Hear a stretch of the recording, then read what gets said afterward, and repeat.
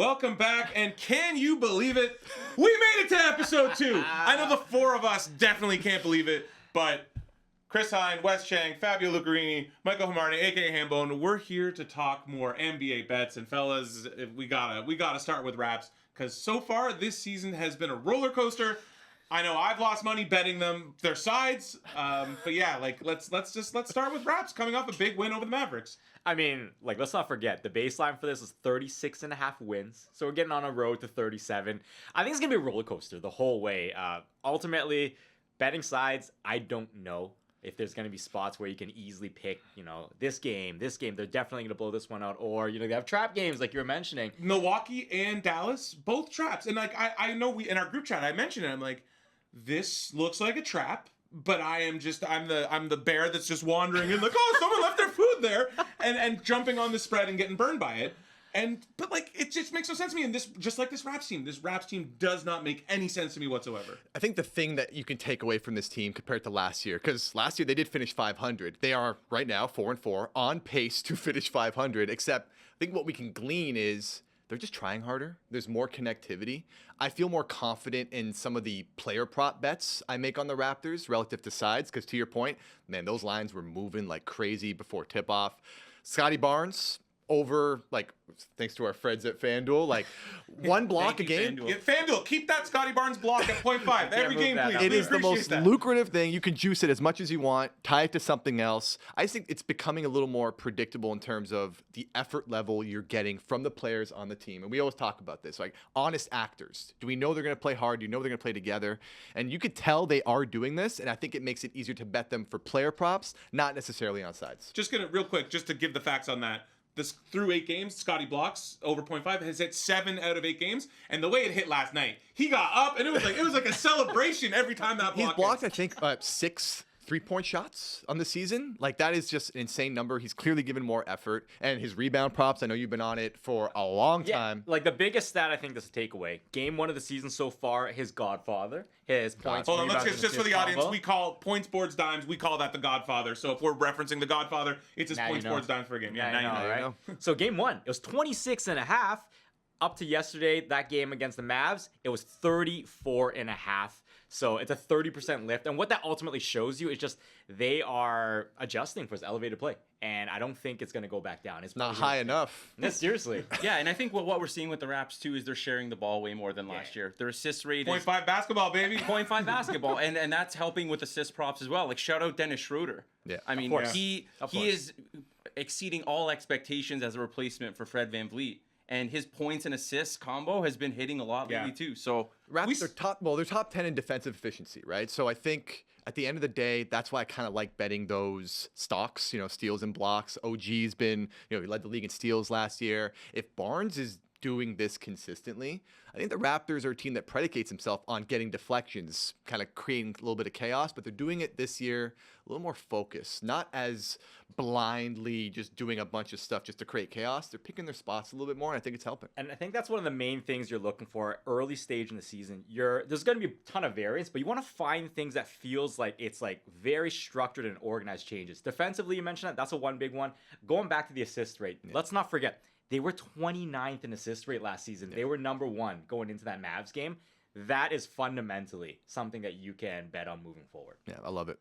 I think one thing you mentioned, though, about sides versus player props, I'm finding I'm having much more success in the player prop market than in the sides and totals market, because the league seems much deeper and anyone can beat anyone, whereas at least with the player props, you can kind of gauge a matchup. I know you were kind of killing me for Killian Hayes' Godfather. I'm finding an opportunity. Detroit had a lot of guards out. You can play the matchup base of that, whereas I don't think that makes as much sense with sides and totals. Yeah, I mean, listen, it depends. I've had success betting against the Raptors a couple times too, and I've lost on some player props as well. So, but yeah, you can at least expect something from a specific guy on a given night, right? Especially if the matchup is favorable. Whereas picking a side on a spread that's 2 points, good luck with that. What kind of a sicko do you have to be to bet Killian Hayes Godfathers? Buddy, what is wrong with you? When Jaden Ivey was out, I think they had a couple other guys out. What are you, Kevin O'Connor? Okay, we've all made fun of Killian Hayes in the past before, and his number was 20.5. That was way too low. He hit that in late third quarter. The opportunity was there, and they had no one else who could do that. And in honor of Killian Hayes, I changed a fantasy team name to. Oh, okay. No one We've cares. spent enough time on Killian Hayes.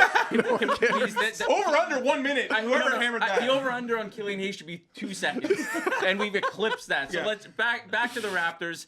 I think overall we like the win total this year, 36.5. They're on pace. 4-4. I'll take it every day of the week. It's the wins too. It's the I think we can all agree they threw one away against the Bulls, which was just catastrophic down the stretch. Low IQ. A lot of bad decision Just making. a horrendous loss. Maybe Which one of the is worst. one I've of the ever worst. seen. Which and I will say we weren't very confident at that time. Then the Portland loss. But how good does the Minnesota win look now with them having wins over Denver and Boston? Oh, sorry. Oh, Minnesota the started the opening year, night, opening night. Milwaukee, yeah. and then going into Dallas, 6-1 team, and just kind of, and you thought in that fourth quarter that they would kind of subside a little bit. It's no, they kind of just ran it down their throats, attacked the paint, and that's, we talk a lot about fit coming into the year, right? Like, how does Pascal fit? Is there enough shooting on this team? Man, if the Scottie shooting splits, I don't think they're going to be this way the whole season. I think there will be a regression, but the team seems to be playing harder. They seem to be fitting better than I think a lot of us thought. 4-4, pretty admirable. Yeah, I think, and one thing with Scottie that I like to see is that, yes, against the Mavericks, he didn't shoot it well. But if that's the baseline for a bad Scottie game, where he didn't shoot it well, but He did everything else. 6 blocks. 14 boards, 4 steals, 2 blocks. If Insane. he's doing that when he's not shooting the ball well, then I think that's a message that he's here. Well, now sticking with Scotty, then I know I personally have some action on him at MIP. Do we all? I think we all have group bet. Group bet. It's a group bet. I took It's a the group safe bet. So bet. I got it. Yeah. I got it Group at bet. 14-1, and obviously now we talked about this before. That line is long gone, so apologies to our viewers. I think this is still. It's foreshadowing of Hyde gloating about Betsy. Hold on. I don't have any Maxi action, and this is still Maxi's award. Maxi. Yes, But I yes, think Maxi? I think Scotty is the perfect hedge to a Maxi injury. So here's why I love the value on Scotty. Right now, he's the second shortest odds on FanDuel. I do like the value. I'm a big storyline guy, right? Well, especially with awards. We talked about it in episode 1. So This is a major part of it. but I was vehemently against Ja Morant winning Most Improved a couple years ago. When it comes to Maxi and Scotty, it's very tough for Scotty to get the storyline angle on this, just because he was a 4th overall pick. Tyrese Maxey was 21st overall, and Maxi's going to probably affect winning more with Philly because they're off to a very hot start this season. I love the value on Scotty. Something has to happen with Philly and Maxey, I think, for him not to get it. I'm just a little worried about it, but I love the value. Maxi's playing like an All-NBA player, and I think if he makes third team All-NBA, then you can't not. But he give also him has Joel MVP. Embiid with him, so you have the Perfect. crutch of having an MVP where Scotty's the guy. The other thing with the MIP award is no one really knows what the a parameters crapshoot. actually are. Yeah, it's a So crapshoot. is it just increasing your scoring? Is that more favorable? Is it across the board? Is it helping your team winning? I think winning has to play a part in it, and I think that was the argument with the Jaw MIP, is that team was that team. I was on this, man. I think voters and people in general are more sophisticated now. I think we're going to reward winning more than we reward stats, especially just regular box score. So stats. what does that winning mean for the Raptors then for Scotty to be in that conversation? Does that mean you're a play-in team? Does that mean you somehow they wanna creep to the win it, seed? Well, they were a play-in team last year. So how much of barely. an improvement is I that? think if you can win, if you can get over 500 with Scottie Barnes being your guy, doing what he's doing right now, I'm not saying he's going to keep the same amount of numbers all season long. I think that's going to put him in that conversation, personally. So, if the Raptors win, if they're under 500, I don't think there's a shot he wins this award. Like you said, like MIP, the problem with it compared to all the other awards, it's less formulaic than a lot of the other ones. But the 2 milestones, I think, for both of them, that's really going to shine. I think both of them are set up to have first-time All-Star appearances this year. Yes. That's really going to put them in a tier of their own if Yeah. it ends up happening. But like you said, the storyline for Maxey is all of this negative drama with James Harden. They have a statement win against the Celtics and now suddenly sit atop the East. It's just very hard to fight against that, especially because Maxey has been so integral to their winning. The only other thing I'll add to this is this. We're so early in the season that I like to see at least 20, 15, 20 games before I really start saying like what's happening.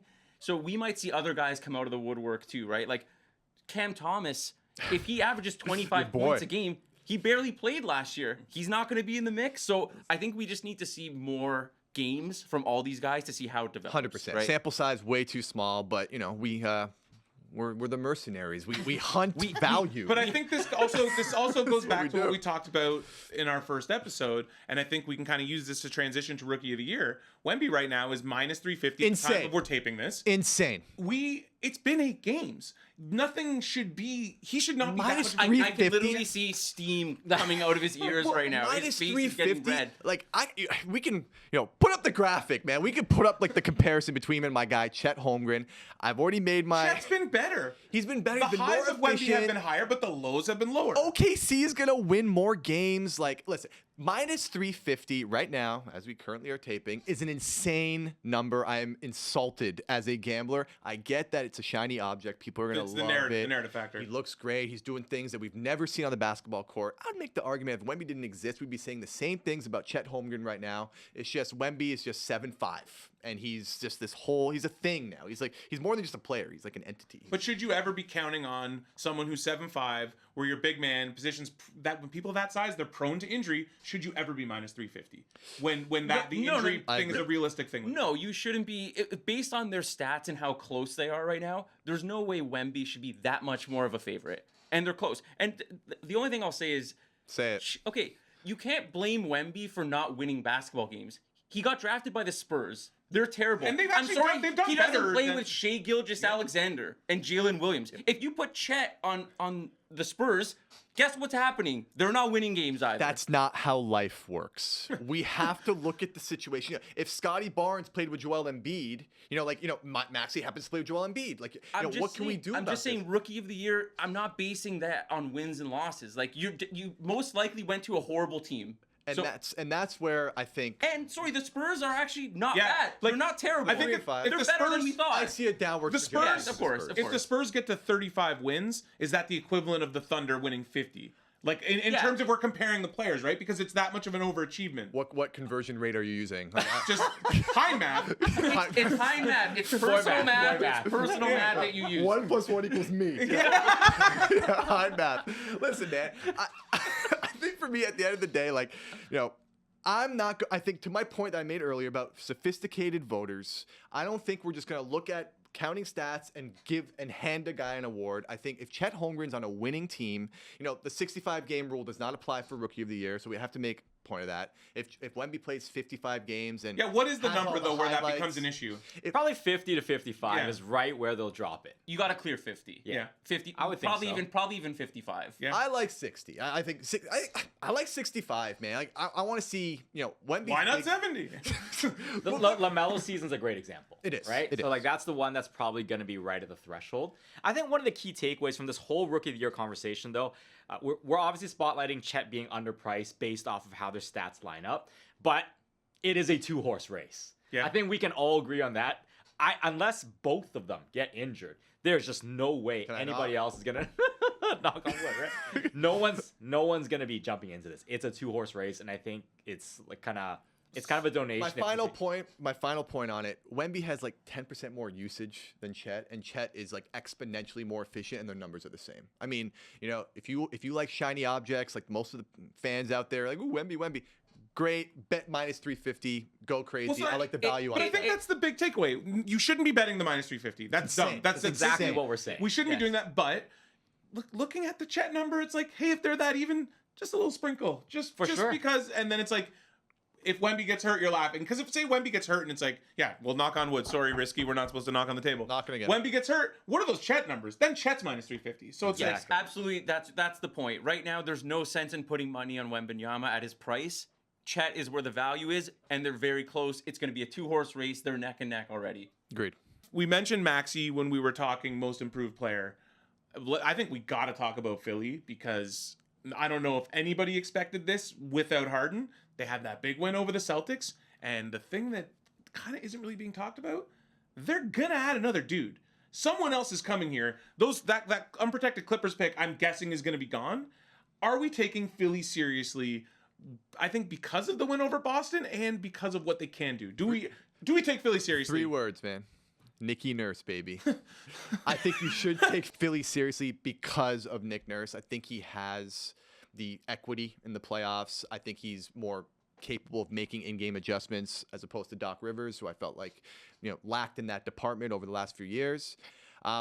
I don't think I can buy Philly at this moment. However, I think there is value on them to win the title. Was it over plus 2,000 at this point? What was it, 2,300? Yeah. Yeah. That's pretty juicy to me. I just can't see myself believing in all of it yet, and I worry about Embiid's injury. Well, like the win total for the regular season is very interesting. That number dropped to 47.5 going into the regular season. They've earned the right to be one of the biggest risers right now. The number was last at 50.5 wins, deserved. Yeah. I think the stat for me that really jumped out going into the season, though, in the 28 games they played without Harden last season, Philly had the number 1 defensive rating. So a lot of the challenges that you think without having Harden, they can fill it offensively through Maxey and Embiid. It's just they need everyone else to do their role, playing defense, doing all the other small kind of hustle things. They have the dudes on that team. and your boy Kelly Oubre. Oh, you my boy. Yeah, I mean, do I believe Philly's going to win the East? No, I don't. But plus 2,300 to win the championship, it's juicy. that can at least offer you a hedge opportunity if they do make the second round or third round. It's juicy. My only other point is, unless Embiid gets a heart transplant, I don't see them getting past the second round. No, sorry. Shots fired. No, let's talk about it. Has he ever made it past the second round in his career? He has not. No. So why am I picking him to win the title? Let's just Fair to point. play devil's advocate, and I am by no means, based off of what we said before, I have money on the Celtics. I'm hard on the Celtics this year. This team was like seconds away. They were up 3-2, and they had a lead in the last minute against Boston. Yeah. No, listen, you're right. They could have won that series. So it wasn't that far off, but they didn't have the heart to close it out. My main point is, who should they be targeting? And when they add player X, does that then make them someone who can compete with Boston? I mean, maybe. I can't predict the future when it comes to who they're targeting. Daryl Morey, I know, is a star hunter. He likes to go big game hunting. That's fine. I see value in Philly right now, even though it pains me to say it. I agree with you. I don't know if they have the mettle to get to the finals or even win it. I do believe in Nick Nurse as a coach. Of course. I think there's currently value on Philly to win the title. I, like you, agree. I think Boston is the best team in the East. I may or may not have futures on the Heat to win the East as well. Wow, of you course. just can't quit them. I can't quit the Heat. They've made me money in the past, and they have the collective heart of a Just lion. for context, he's been backing the Heat every year in the playoffs. He's always on the Heat, so it's not a surprise that I mean, last listen, year, they've man. been profitable for you, so Jimmy you buckets, can't hate on man. it. Bam. But building on the value point, I think we're all in agreement. Anything playoff related for Philly, not a good bet. But like you referenced, Nick Nurse as coach, Baby. he's going to be gassing up all their minutes. Anything regular season related for this team, I think it's a good They bet. play with pace now, man. Yeah, Just so anything pop. regular season, I think that's where the value is, taking advantage of a Philly team who, for whatever reason, the entire NBA world is still kind of down on without James Harden. Going off script, Tarantino. Can we ask a question here? Can Embiid win back-to-back MVPs? I mean, What's the narrative have to be for that to happen? 55-win team first in the conference? Harden gone, first in the conference. I don't think I've actually thought about this a lot. They have to be first in the East ahead Yeah. of a Boston gonna win team. it. Yeah, ahead of a Boston team that everyone thinks is the championship What if favorite. they're competing, going head-to-head with Boston down the stretch? I I think- think there's actually value on I Embiid think to win MVP. I think Philly has to actually be ahead. Here's my one question though. Did Philly learn last year when they kind of pushed Embiid to get that MVP and then he kind of breaks down in the playoffs? What's the point with Embiid? You already have your MVP. They went out Isn't of it their more way. wise to kind of slow down his minutes as we get to the end Yeah, of the year? but it's- Although but it's Nick Nick Nurse. Nurse. It's Nick But it's Nurse. Nick That's Nurse. the thing. Nick Nurse, Who doesn't baby. really believe in that? Okay, we got to transition to something that I really don't want to talk about because I feel like you guys are going to have the knives out on me, and that's a little bet etiquette here. Oh, God. We're talking bet etiquette, and I will say I may be a little guilty here of sometimes can you show your slips after the fact? Basically, it was a profitable evening for myself, and I showed my bets at the beginning of the night. Hold on. No, you didn't. Okay, hold Let's on. give Let's- some context. Let me give you some proper context. Give some context. It's Saturday. He's coming off a heater on soccer bets, okay? That night, he goes, what do you guys like for NBA? I give him one slip that I like. So here you go. I hear radio silence from everyone the rest of the night. The next morning, a photo dump from this guy of winning betting slips. I hit this. Where was this? Answer for yourself. Where were these leans the night before when I shared what I had with you? So I will say this: you didn't ask. You didn't say what are you on, and Look, he's melting down. He's melting down. I kind of defense. You know to what? it. You know what I'm gonna do? Should I blame my child? That's what's going through my mind right now. Being a father of a 2-year-old, do I blame my child and just go Billy Zane? Like, When did you realize you were a coward? So I think I've always known, but I will, in defense of this, say this: a few of those slips that I showed were college football bets. We're mostly an NBA group that we're talking bets with, so like whatever. But you're right. I should. You know what? You know what was extra? It was made me feel bad after. Fab got me on Banchero earlier and was like, and we've been riding Banchero. Paulo Banchero, and one Godfathers. of his Godfathers, his points, and one of the bet slips was Banchero. I think that's where I lost it. Yeah. All I'm saying is this for people: you don't have to share. It's not realistic to share every bet you make in your group chats. I with don't want to everybody. see every bet. And if you hit a 10-leg parlay and you hit awesome, Tip of the share it cap. with everyone. It's cool to hit that. However, if you have strong leans, share it with people. Help each other try to make money. That's the whole point. here's a nice We are all guideline. on the same team. Typically we do. I will say I have only one defense. The first time I did this, I gave my bets at the beginning, and then when I presented my slips, there was like 4 things added, and you guys really were like, "What is this? Where were those?" I will say this: I am a degenerate at heart, and what I have before 7 o'clock tips off is one thing. Expect 4 or 5 more bets to trickle in because you're on the couch, you're looking around. Oh, you know what I mean? Fair enough. And then some bets are going to be added. None of this is fair. Saturday I'll eat Saturday, but before that we're all degenerates. Sometimes you're going to add a couple things here and there, and you forget to mention it. Look, this is the betting etiquette PSA for everybody listening to this. We all are in group chats together. We all know this. We love to brag about our winning bets, right? But the reality is, how many losing tickets do you have there that you're hiding from us? I show right? the losers. You though. know how? Come there on, don't you dare! And there it Don't is. you dare He's say never- that. he's okay? never shared a Come on, loser. everyone knows that. No one shares their I losing think to me, tickets. so all if right? you guys want to follow along with, I think some rules that will help us. Whatever your unit is, if you're placing one unit on a singular bet, share that bet. Especially if we are constantly talking, chatting in our group chats. Flow of information is free. Wes, I want to give you credit, man, because you're the anti-Hind in this scenario. You provide us your bets every day. You publish your bets on Twitter. This coward does not. He just sends the results after the fact, the ones that he's won. After I was reprimanded for my actions on Saturday. Since then, I've been good at showing the It's slips. the gloating. It's Listen, the attitude. Bottom line, work together, not against each other. Yeah, that's fair. And you know what? There are plenty of betting faux pas, and as this podcast moves forward, we'll come back to this betting etiquette as we move on. Real quick before we finish, we're running out of time. In-season tournament starts Friday. Yep. Real quick, let's just talk that Raps group. So it already started. It's Sorry. I meant from a you're right. From a Raptors Next perspective. Friday starts with the Raptors. In-season tournament starts Friday for the Raptors. Fab, you got some opinions on that group and how to bet it. Well, listen, so they're in a group with Boston, Chicago, Orlando, and Brooklyn. So asking the Raps to win that group is going to be tough. Yeah. Boston's the clear favorite, as they should be. However, if you finish as a wild card, you have an option or the possibility of getting to the quarterfinal. Yeah. So the other 3 games are winnable. So, I mean, I would take Boston to win the group. However, I mean, Toronto has a shot. Like, they can go. I think you have to go 3-1 with a decent point And that's the differential, point. right? You either have to go undefeated or 3-1. So there's 6 groups. The winner of each group advances, and the 2 other best teams are the wild cards. I think you have to go 3-1 to your point. Likely to win the group. I don't think the Raptors can in this group, personally. No. I like the in-season tournament. I like the added juice. I don't mind the courts. I know a lot of people don't like the courts. It makes it different, at least. It makes it pop. It makes it look unique. I'm on Boston, like you are. Of course. Yes.